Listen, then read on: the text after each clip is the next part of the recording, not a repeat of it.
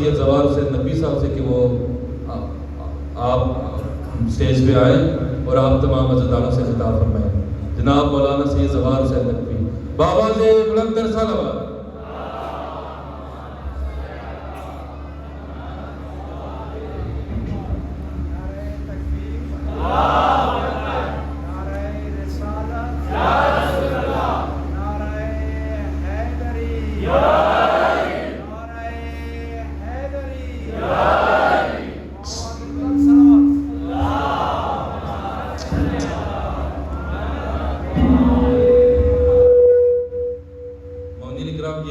میری بائیں جانب اور دائیں جانب کافی جگہ خالی ہے. یہ اس طرف جو دوست احباب بیٹھے ہیں ان سے گزارش ہے آپ قریب ممبر کے پاس ہو کے بیٹھیں گے. آپ تمام حضرات جانتے ہیں یہ کچھ آخری ایام ہیں تو ہمارے ان مجالس میں اہل سنت برادران کی ایک بڑی تعداد موجود ہوتی ہے تو ان سب کے لیے جو ہے وہ یہ جگہ جو ہے یہ بالکل رستے کے میں جو کافی جگہ ہے اس کو خالی کر دیں اور یہ میری بائیں جانب کافی جگہ ہے یہاں پر خالی کر دیں. آ کے تشریف رکھیں. بابا سے بلند تر صلوات.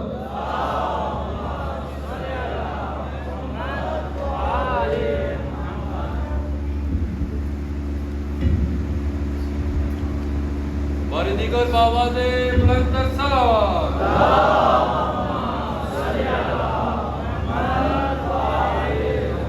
اعوذ باللہ من الشیطان الرجیم. بسم اللہ الرحمن الرحیم.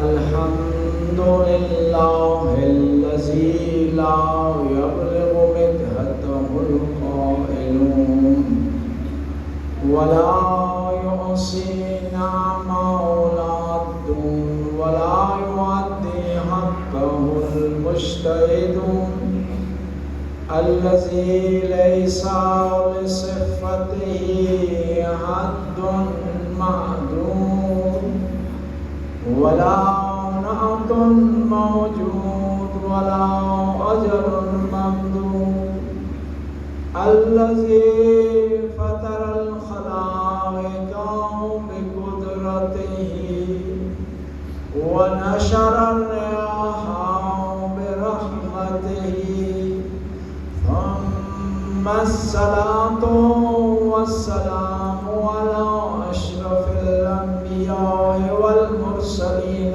والقاسم المصطفى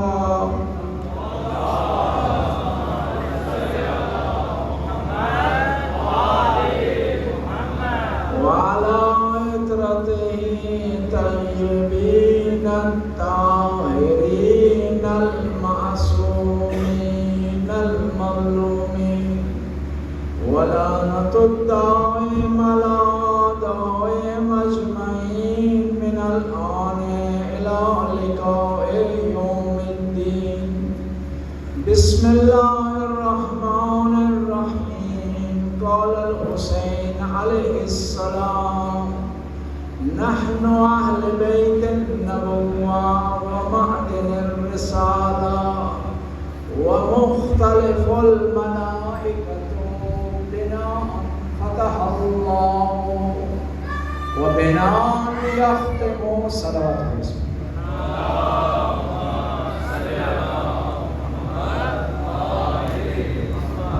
امام حسین علیہ السلام ارشاد فرماتے ہیں کہ ہم نبوت کی اہل بیت ہیں اور رسالت کی کام ہیں اور ملائکہ کے آنے جانے کی جگہ ہیں اور خدا نے اس کائنات کا آغاز ہم سے کیا اور اس کائنات کا اختتام بھی ہم سے ہو. واقعہ کربلا میں 3 رکن ہیں. تینوں کو سمجھنا جاننا ضروری ہے. ایک ہے امام حسین کی ذات پر اور ایک ہے خود واقعہ کربلا اور ایک ہے یزید ملعون. واقعہ کربلا کو اس وقت تک آپ جان نہیں سکتے جب تک امام کی معرفت حاصل نہ کریں, جب تک امام کی آپ پہچان نہ کریں. امام مکے سے روانہ ہوئے ہیں, مقام اشراف پر پہنچے, ایک آدمی نے آپ سے ملاقات کی, وہ سمجھ نہ سکا کہ آپ کس مقصد کے لیے موومنٹ کر رہے ہیں، کیونکہ آپ کے لشکر میں جنگجو بھی ہیں، بچے بھی ہیں، خواتین بھی ہیں، اس کو سمجھ نہیں آ رہی تھی۔ اس نے کہا کہ آپ اپنا تعارف کروائیں۔ امام نے کہا لو لقیتنی فی المدینہ، کاش کہ تو مجھے مدینے میں ملتا، لرائیتک اثر جبرائیل فی بیتنا ونزول الوحی علی جدنا، تو مجھے کاش کہ مدینے میں ملتا، میں اپنا تعارف اس طرح کرواتا اور تجھے دکھاتا جبرائیل کے آنے کے آثار اپنے گھر میں اور اپنے نانا پر وحی کے نزول کے آثار۔ بس امام کی پہچان ضروری ہے۔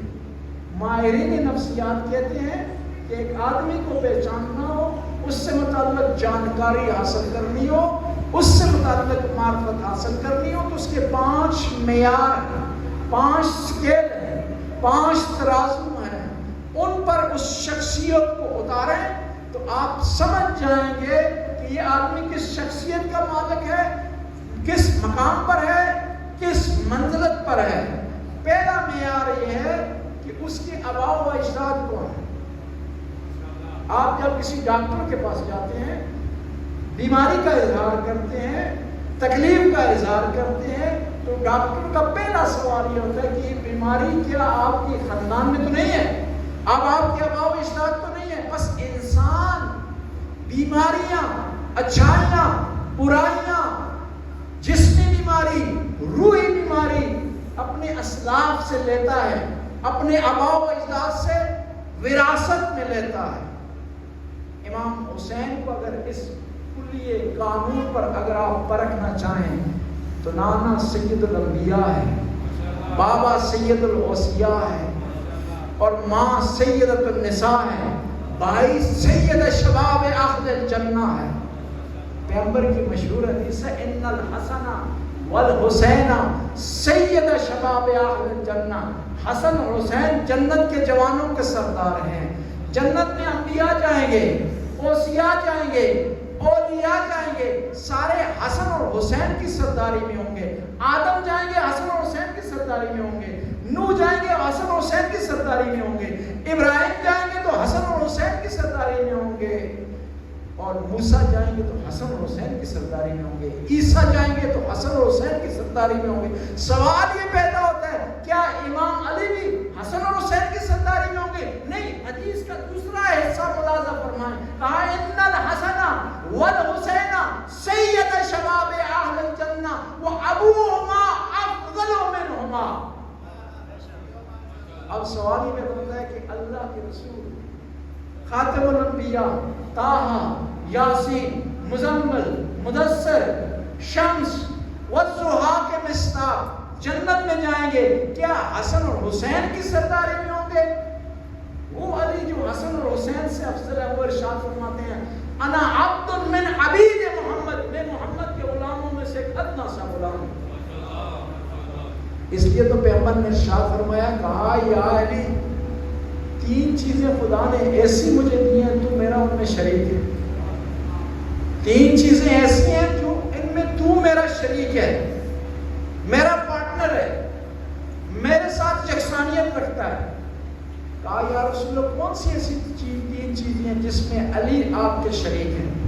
لواء الحمد لی وانت حاملھا، لواء الحمد میرا ہے لیکن اٹھانے والا علی ہے، اور ہو نہیں سکتا علی سے بغض رکھے اور لواء الحمد میں آ جائے، اور جب لواء الحمد میں نہیں آئے گا جنت میں نہیں جا سکتا۔ اور فرمایا دوسرا الحوض لی وانت ساقیھا، حوض کوثر میرا ہے لیکن علی پلانے والا تو ہے۔ اور کہا الجنت لی وانت قسیمھا، جنت میری ہے تقسیم کرنے والا تو ہے۔ اہل سنت کے بہت بڑے امام ہیں، امام احمد بن حنبلی، ان کی ابتدا کرتے ہیں، ان کو فالو کرتے ہیں، ان کی تقلید کرتے ہیں۔ یہ ہمیشہ کہا کرتے تھے کہ علی قسیم النار والجنہ ہے۔ بعض ناسیوں نے اعتراض کیا کہ آپ کی یہ بات اس پر دلیل کیا ہے؟ انہوں نے کہا تم پیغمبر سے نہیں سنا کہ یا علی لا یحبک الا مومن لا یبغضک الا منافق، کہ پیغمبر نے فرمایا کہ علی سے محبت کرنے والا مومن ہوگا اور بغض رکھنے والا منافق ہوگا. نے کہا سنیے, کہا پھر اگلا جملہ سنو, مومن کا ٹھکانہ کیا اور منافق کا کیا ٹھکانہ ہے؟ بس علی معیار بن گیا جنت اور جہنم کے لیے. جو محبت کرے گا جنت میں چلا جائے گا, جو بغض کرے گا جہنم میں چلا جائے گا. پیغمبر کی حدیث کا دوسرا ایسا فرماتے ہیں, یا علی 3 چیزیں خدا نے آپ کو دی ہیں, مجھے نہیں دی. بعض کو ہوتا ہے نا فضیلت جزوی, بعض ہستی میں ہوتی ہے, دوسری بعض ہستی میں نہ ہو. اس کا معنی یہ نہیں ہوتا کہ اس فضیلت کی بنیاد پر وہ ہستی افضل ہے دوسری کسی ہستی سے. مثلا بچپن میں کلام کرنا عیسیٰ نے کیا, ہمارے نبی نے نہیں کیا, کوئی معتبر حدیث نہیں ہے. لیکن عیسیٰ افضل نہیں, ہمارے نبی افضل ہیں. اسی طرح دوسرے انبیاء کے بعض واقعات, مثلا ابراہیم نے آگ کو ٹھنڈا کیا, یہ فضیلت ہے. ہمارے نبی کو یہ فضیلت نہیں ملی, پھر بھی ہمارے نبی افضل ہیں. پیغمبر فرماتے ہیں کہ خدا نے یا علی تجھے 3 چیزیں ایسی دی ہیں جو مجھے نہیں دی. کہا کون سی؟ سحر و مثلی, مجھ جیسا حسن تجھے ملا ہے مجھے نہیں ملا. ابنا کا مثل الحسن والحسین, حسن اور حسین جیسے بیٹے جو تجھے عطا ہوئے مجھے عطا نہیں ہوئے. زوجتکم مثل فاطمہ, اور فاطمہ سے اسی زوجہ. حضرت خدیجہ کا بہت بڑا مقام ہے, بہت بڑی منزلت ہے, لیکن جو بیوی فاطمہ تو زہرا کا مقام ہے, کسی اور خاتون کا نہیں ہے. اور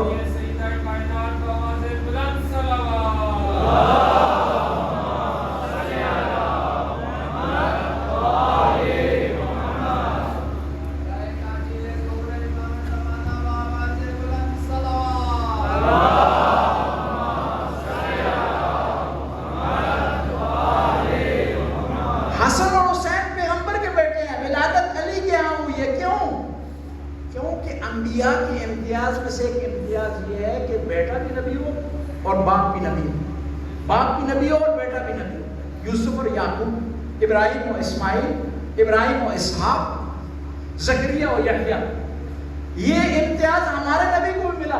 آپ پوچھیں گے کس طرح؟ بیٹے پیغمبر کے امام علی کی یہاں ولادت ہوئی ہے. کیوں؟ کہ اگر پیغمبر کے یہاں ولادت ہوتی تو نبی بنتے. نبی بننا نہیں تھا, ولادت وہاں ہوئی ہے, نبی کے بیٹے کے نام ہے. قرآن نے اس کی تائید کی ہے, قل تعالوا ندعو ابناءنا وابناءکم ونساءنا ونساءکم وانفسنا وانفسکم. سوال تو یہ ہو رہا ہے کہ محمد اپنے بیٹے لے آؤ. حالانکہ جس وقت حسن و حسین کو لایا گیا اس وقت پیغمبر کا بیٹا ابراہیم زندہ تھا اور عظیم بیٹا ہے. کہا لو عاش ابراہیم لکان صدیقا نبی. ابراہیم اگر زندہ ہوتا صدیق ہوتا اور نبی ہوتا, لیکن میدان مباہلہ میں نہیں آئے. کیوں؟ کیونکہ ابراہیم بیٹا ہے محمد بن عبداللہ کا, حسن اور حسین بیٹے ہیں رسول اللہ کے. رسول اللہ کے بیٹوں نے آنا تھا میدان میں, اس لیے ابراہیم کو نہیں لایا گیا, رسول اللہ کے بیٹوں کو لایا گیا.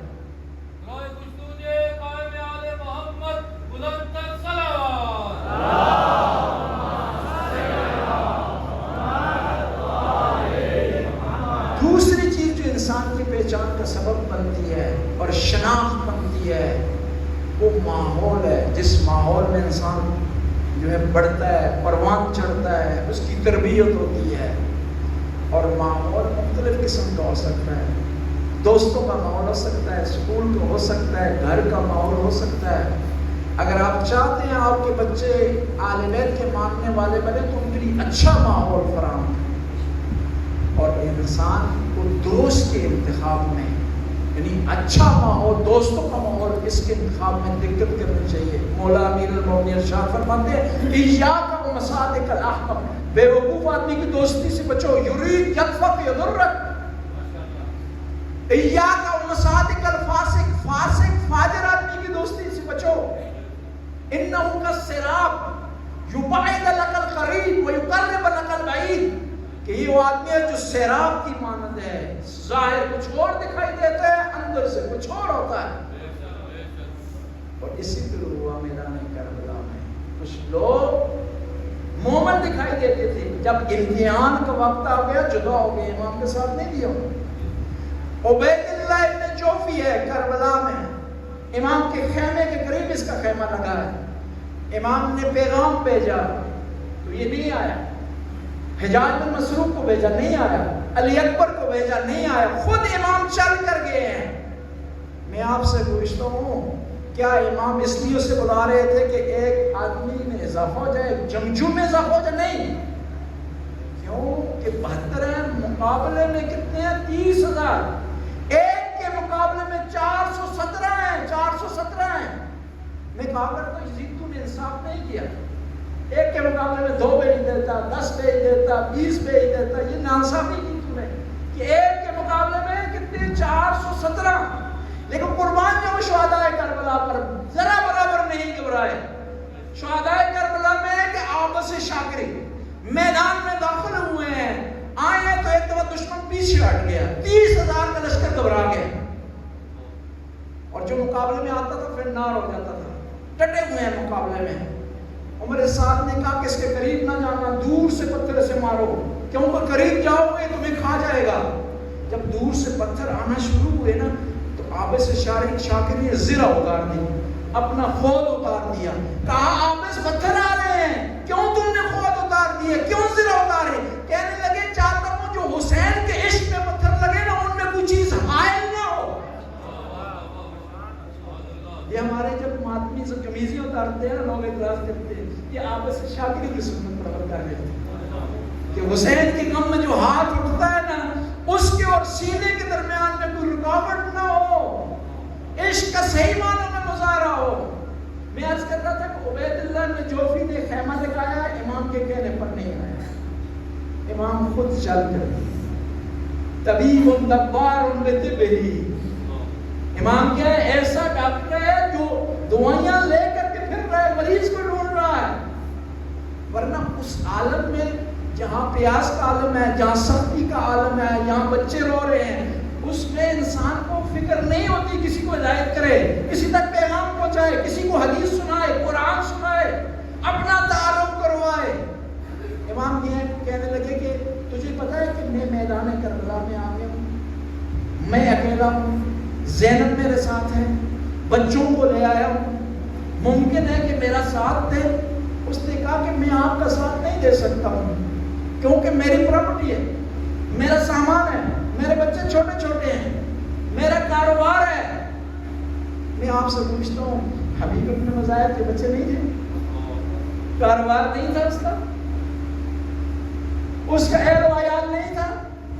نہیں, اس کا تھا, لیکن اس نے امام کو ترجیح دی ہے اہل و عیال پر, کاروبار پر.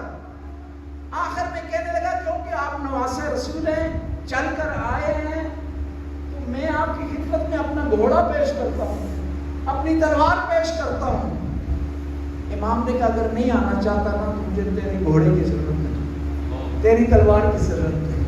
یہ جو ہم امام کے راستے میں خرچ کرتے ہیں نا, سینہ زنی کرتے ہیں, ماتم کرتے ہیں, پیسے خرچ کرتے ہیں, اس کو امام کی ضرورت ہے. امام کو اس کی ضرورت نہیں ہے, یہ اپنے درجات بلند کرنے کے لیے کرتے ہیں. ساری دنیا انکار کرتے ہیں تو امام کے مرتبے میں, شان میں ذرا برابر کمی نہیں ہے, اور سارے فالور بن جائیں مقام و مرتبے میں اضافہ نہیں ہوگا. پھر امام نے آخر جملہ کہا نہیں آنا چاہتے ہو, میرا ساتھ نہیں کرنا چاہتے, ایک مہربانی کرو, اس میدان کربلا سے دور ہو جائے.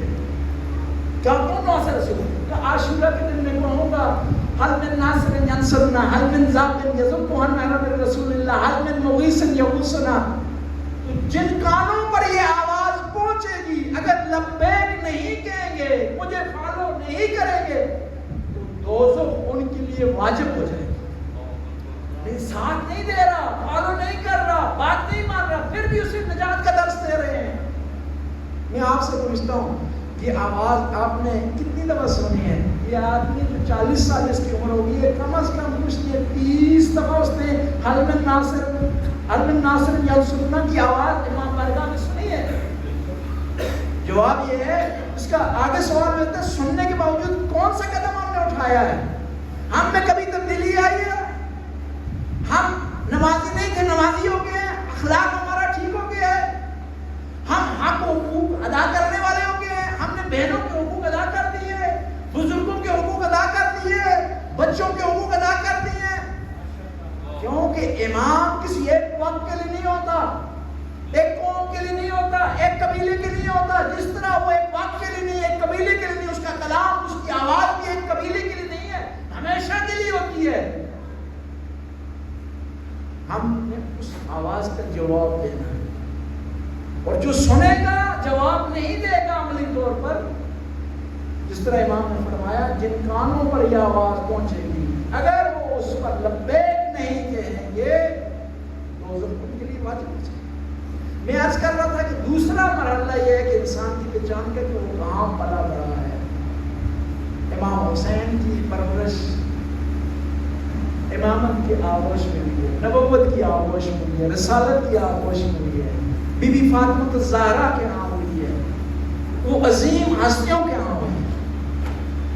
تیسری چیز جو انسان کی شناخت کا سبب بنتی ہے اور انسان اس سے پہچانا جاتا ہے وہ تربیت ہے, اور تربیت انسان کی تقدیر کا تبدیل کر دیتی ہے.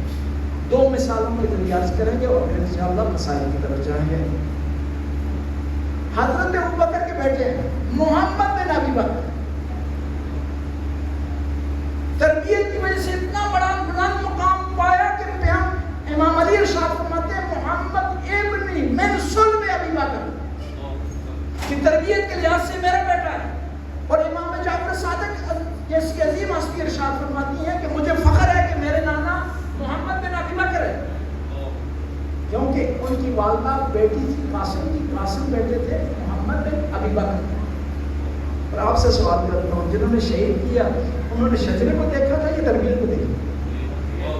یہ جنہوں نے شہید کیا اور ام المومنین حضرت عائشہ آخر دم تک وہ دعا دیتی رہی ان کے قاتلوں کو, جنہوں نے شہید کیا انہوں نے نہیں دیکھا اس کا شجرہ کیا ہے, کس خاندان سے تعلق رکھتا ہے, اس کے والد گرامی کون ہے, کس کو دیکھا, کیونکہ علی کی تربیت کو دیکھا. یعنی دشمن بھی پہچانتا ہے, تربیت کو مد نظر رکھتا ہے, شجرے کو مد نظر نہیں. رائے خشنودی محمد آل محمد بلندر صلوات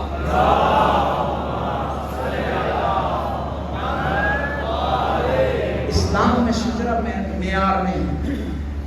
شجرہ اگر معیار ہوتا تو قرآن ابو لہب کو نفرین نہ کرتا, بددعا نہ دیتا, تبت یدا ابی لہب وتب وما اغنی مالہ وما کسب. اور اس کے مقابلے میں اگر شجرہ میں ملاپ ہوتا تو پیغمبر نہ فرماتے سلمان منا اہل بیت. بس تربیت کمال کی چیز ہے جو کیا کرتی ہے, سونا بنا دیتی ہے انسان کو, خالص کر دیتی ہے, پروان چڑھا دیتی ہے. اور آخر میں بھی جو حساب و کتاب ہوگا وہ شجرے کی بنیاد پر نہیں ہوگا کہ اس آدمی کا شجرہ اس خاندان سے تعلق رکھتا تھا لہذا اس کو قبر میں معافی مل جائے گی, یا فلاں آدمی اس خاندان سے تعلق رکھتا تھا اس کی پکڑ ہو جائے گی. معیار کیا ہوگا انسان کا کردار, اس کا عمل. اور ایک منفی مثال بھی آپ کی خدمت میں پیش کرتا ہوں. حضرت نوح کا بیٹا ہے, وراثت میں اس کے بعد برابر فرق نہیں. نوح کا بیٹا ہے, صرف نبی کا بیٹا نہیں ہے, رسول کا بیٹا ہے, صرف رسول کا بیٹا نہیں ہے, اولل العزم کا بیٹا ہے. لیکن ماں کی اچھی تربیت نہ ہونے کی وجہ سے قرآن نے کہہ دیا انہ لیس من اہلک, یہ تیری اہل میں سے نہیں ہے. بس انسان کی تربیت اس میں تبدیلی کا سبب بنتی ہے. اور شہداء کربلا کی تربیت ہوئی تھی, اور شہداء کربلا کی دو ایسی خصوصیات ہیں کسی میں نہیں, اور وہ ہر مومن میں ہونی چاہیے. ایک اہل بیت سے عشق, عربی میں عشق کا بڑا پیارا معنی. اس شاخ, اس بیل کو کہتے ہیں جو دیوار پر چڑھتی ہے, اسے اکھاڑنے کی کوشش کی جائے تو اکھڑتی نہیں, کٹ جاتی ہے, ختم ہو جاتی ہے, لیکن اکھڑتی نہیں, جدا نہیں ہوتی دیوار سے. یعنی اہل بیت کا جو عاشق ہے وہ اہل بیت سے جدا نہیں ہوتا. اس لیے تو شہداء کربلا نے کہا تھا کہ اگر ہمیں 1000 دفعہ شہید کر دیا جائے اور اس کے بعد ہماری خاکسار کو ہوا میں اڑا دیا جائے پھر بھی ہماری زبان سے جاری ہوگا لبیک یا حسین, جدا نہیں ہوگا. ایک خصوصیت تھی عاشق. دوسری خصوصیت شہداء کربلا میں تھی بصیرت، معاملہ فہمی، سمجھداری. اس لیے تو امام جعفر صادق علیہ السلام ارشاد فرماتے ہیں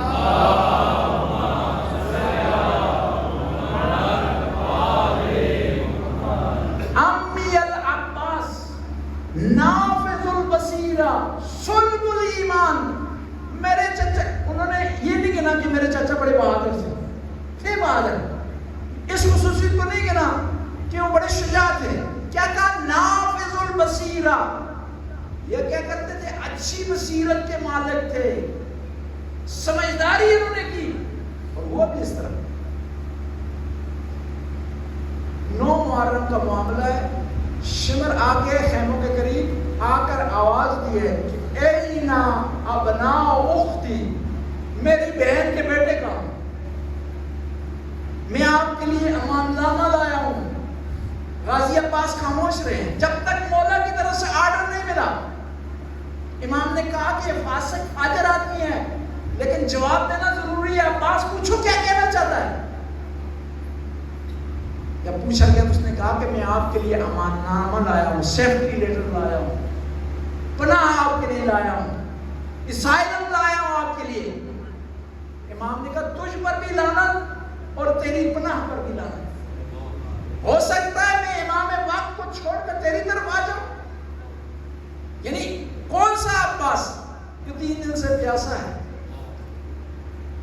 جس کے کندھوں پر بہت زیادہ بوجھ ہے، وہ عباس جس کے بارے میں امام حسین ارشاد فرماتے ہیں شہادت کے بعد کہ آج وہ آنکھ بند ہو گئی ہے، جب تک جاگتی تھی تو میرے بچے سکون سے سویا کرتے تھے. وہ آنکھ جب تک تھی تو دشمن نہیں سو سکا. کہا اس کے بعد دشمن آرام سے سوئے گا. وہ عباس اتنا بہادر عباس، لیکن جب تک آرڈر نہیں ملا جواب نہیں ملا. 9 محرم کو دشمن نے حملہ کر دیا ہے، خیموں کے قریب آ گیا ہے. کہا کس لیے آئے ہو؟ کہا حملہ کرنا چاہتے ہیں.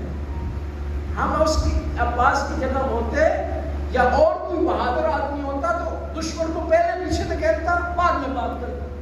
اور میرا یقین ہے کہ اگر عباس چاہتے تو دشمن کو پیچھے دھکیل سکتے تھے، لیکن آرڈر نہیں تھا. حکم کی تعمیل کرتی، کہا رک جاؤ، میں پوچھ کر آتا ہوں مولا کا کیا آرڈر ہے. کیا ہم بھی اس طرح کرتے ہیں؟ جب ہمیں کوئی شرعی مسئلہ پیش آتا ہے اپنی طرف سے تعویلیں کرنے کی کوشش کرتے ہیں یا امام کو فالو کرتے ہیں، علماء کی طرف رجوع کرتے ہیں، احادیث کی طرف رجوع کرتے ہیں؟ اگر عباس کے پیروکار ہیں تو آپ کو اپنی طرف سے کوئی اقدام نہیں اٹھانا چاہیے، اہل بیت کی احادیث کی طرف رجوع کرنا چاہیے. کہا کس لیے آئے ہو؟ جنگ کے لیے آئے. یہ مولا کی خدمت میں. کہا جنگ کے لیے آئے. کہا ان سے کہو کہ حسین کو ایک رات کی مہلت چاہیے. عباس کی بہادری کہہ رہی ہے کہ مہلت نہیں ہونی چاہیے. عباس کی شجاعت کہہ رہی ہے کہ مہلت نہیں ہونی چاہیے، کہ وہ مہلت مانگنا ضعف ہے، کمزوری ہے. لیکن عباس کی عام کمزوری اور بہادری کا معیار بازو کی بہادری نہیں ہے. کون سی چیز ہے؟ امام کا حکم. بس ہم اگر چاہتے ہیں کہ حضرت عباس کے فالوور بنے، ان کے کی اقتداء میں آ جائے، تو عباس کی سیرت پر ہمیں چلنا پڑے گا. چوتھی چیز جو انسان کی شناخت کا سبب بنتی ہے اس کے دوست اور رفقا. انسان اپنے دوستوں سے پہچانا جاتا ہے. دوستوں سے یہ پہچان انسان کو ملتی ہے کہ کس پائے کا ہے، کس محفل کا بیٹھنے والا ہے، کس جو ہے گروپ کا بیٹھنے والا ہے. امام حسین کے جو دوستوں میں سے ہر ایک دوسرے سے بڑھ کر ہے. جب حبیب ابن مظاہر کو خط لکھ رہے ہیں، نہیں لکھا کہ بہادر، نہیں لکھا شجاع، قبیلے کا نام نہیں لکھا. کیا لکھا؟ الرجل الفقی من الحسین ابن علی الى حبیب ابن مظاہر رجل الفقی. کہا کہ میرا دوست حبیب جو فقاہت رکھتا ہے، فقہ کا ہے، اس کے پاس علم ہے، قرآن کی جانکاری رکھتا ہے، احادیث کی جانکاری رکھتا ہے. یعنی اہل بیت کے عام معیار فقہ کو جاننا ہے، شرعی احکام کو جاننا ہے. چوتھی چیز جو انسان کی شناخت کا سبب بنتی ہے وہ اس کا کلام ہے. مولا زین العابدین سے کسی نے سوال کیا کہ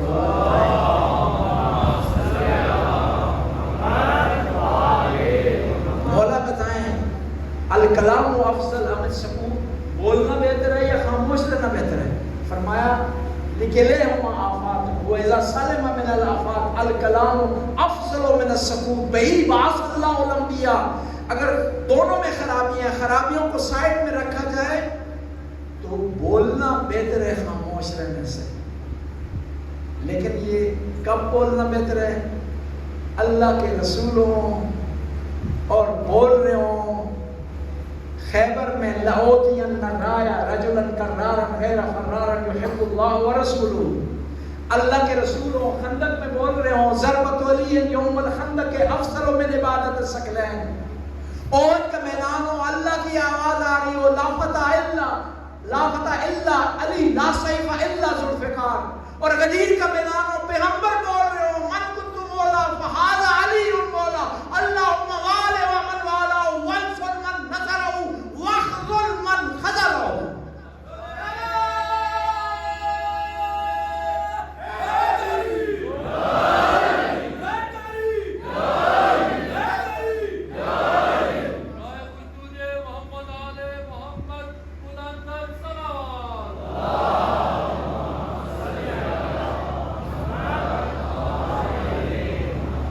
میدان کربلا میں بڑی داستان ہے۔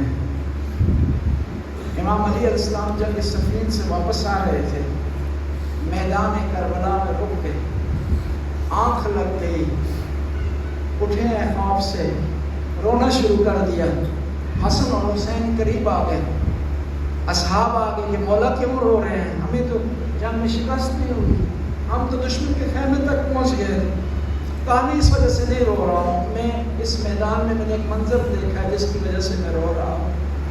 آپ کون سا منظر دیکھا ہے؟ میں نے دیکھا ہے کہ ہزاروں کا مجمع ہے، ایک آدمی کو مار رہے ہیں، کوئی پتھر سے مار رہا ہے، کوئی نیزے سے مار رہا ہے، کوئی تیر چلا رہا ہے، اور جب میں قریب ہوا تو میں نے دیکھا میرا بیٹا حسین ہے، اور کہہ رہے ہیں مارو اس کو، کیونکہ اس کے بابا نے جنگ بدر میں ہمارے بزرگوں کو مارا تھا، مارو اس کو کہ علی کا بیٹا ہے، مارو اس کو یہ محمد کا نواسا ہے۔ بس کربلا اس داستان کا نام ہے۔ عاشورہ کے دن امام حسین علیہ السلام نے جب دیکھا نا اپنے دائیں بائیں نظر الی یمینی و شمالی، کوئی نہ رہا، عباس نہ رہا، قاسم نہ رہا، اون و محمد نہ رہے، آواز دی حل من ناصر ینصرنا، حل من ظافر یذب عن حرم رسول اللہ، حل من مغیث یغوثنا۔ کہتے ہیں دو خیموں میں رد عمل ہوا، ایک خیمہ تھا امام زین العابدین کا، جب کانوں پر آواز پہنچی نا حل من ناصر ینصرنا کی، ایک ٹوٹا ہوا نیزہ لے کر خیمے کے دروازے پر آ گئے۔ بی بی زینب نے دیکھا، کہا بیٹے کیا کرنے جا رہے ہو؟ کہا پھوپھی جان آپ کو نہیں پتا وقت کا امام پکار رہا ہے، وقت کے امام پر کی آواز پر لبیک کہنی ضروری ہے۔ دوسرا خیمہ علی اصغر کا تھا، علی اصغر نے اپنے آپ کو جھولے سے گرایا۔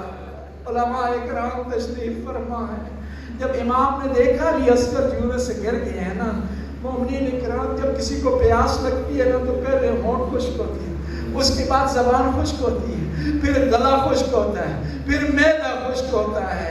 علی اکبر کا ہونٹ خشک ہوئے، زبان خشک ہوئی، جب معدہ خشک ہوا نا تو رونا شروع کر دیا علی اصغر۔ امام حسین نے رباب کو کہا رباب میرے بیٹے کو مجھے تو شاید یہ ملعون سے پانی دے دے۔ مومنین کرام ماں کا یہ شیوا رہتا ہے، یہ طریقہ رہتا ہے، جب بچے کو باپ یا کوئی بڑا باہر لے جائے نا تو اپنے بچے کو سنوار کر باہر بھیجتی ہے، تیار کر کے باہر بھیجتی ہے کہ لوگ نہ کہیں کہ ماں نے غفلت کی ہے، لوگ نہ کہیں کہ ماں اس کا خیال رکھتی ہے۔ کہا مولا مجھے اجازت دے میں اپنے بچے کو سنوار لوں۔ نیا کرتا پہنایا، بالوں میں کنگھی کی، آنکھوں میں سرمان لگایا اور کہا بیٹا تھوڑی دیر بعد تو اپنی دادی فاطمہ زہرا سے ملے گا۔ دادی کہیں گی ماں نے کنگھی کی، آنکھوں میں سرما لگایا، نیا جوڑا پہنایا، منہ کیوں نہیں دھلایا؟ تو دادی سے ہاتھ جوڑ کر کے دادی سے ہاتھ جوڑ کر کے اگر میری ماں کے پاس منہ دلانے کے لیے پانی ہوتا تو مجھے میدان کی طرف روانہ نہ کرتی. امام حسین اپنی آخری قربانی دے کر میدان میں آ گئے. کہتے ہیں ہاتھوں پر بلند کیا, کاش کیا اگر میرا کوئی قصور ہے, اس بچے کا قصور نہیں ہے. 3 دن سے پانی نہیں ملا, اس کی ماں کا دودھ خشک ہو گیا ہے. جب یہ کلام کیا نا عمر سعد نے کہا حرملا امام کو مزید کلام نہ کرنے دے. یہ کہا حرملا نے ایک تیر چلایا, خطا گیا, دوسرا تیر چلایا, خطا گیا. عمر سعد آگے بڑھا, کہا تو بڑا تیر انداز ہے, نشانے باز ہے, تیرا تیر خطا کیوں جاتا ہے؟ کہا جب بھی تیر چلانے کی کوشش کرتا ہوں ایک کالے برقعے والی کمر خمیدہ پہلو شکستہ بی بی سامنے آ جاتی ہے اور رو کر کہتی ہے حرملا تیرا تیر بڑا ہے, میرا بچہ چھوٹا ہے. اب حرملا تیر چلانا چاہتا تھا, اس کے ذہن میں خیال آیا, دوبارہ اس عمر سعد کو بلایا, کہا تو نے آرڈر دیا تھا بچے پر تیر چلاؤں, اب میرے نشانے میں باپ بھی ہے اور بیٹا بھی ہے, کس پر تیر چلاؤں؟ کہا بیٹے پر تیر چلا, باپ خود سرنے سے مر جائے گا. اب تیر چلا, زبیا طفل من الورید الی ورید, گردن کی ایک طرف سے چلا دوسری طرف سے نکل گیا. امام نے ہاتھ بلند کیے, اللہم تقبل من ھذا الکلیم القربان الکلیم. اب خیمے کی طرف آ رہے ہیں, جرت نہیں ہو رہی. بہادر حسین جو کبھی نہیں گھبرایا, آج کہہ رہے کہ میں عسکر کی ماں کو کیا جواب دوں گا.